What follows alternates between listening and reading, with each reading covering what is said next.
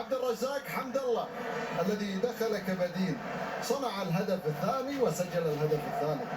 إذا المنتخب المغرب يتأهل لنهائي كأس العرب للمرة الثانية في تاريخه مع مدربه طارق السكتيوي مدرب منتخب المغرب.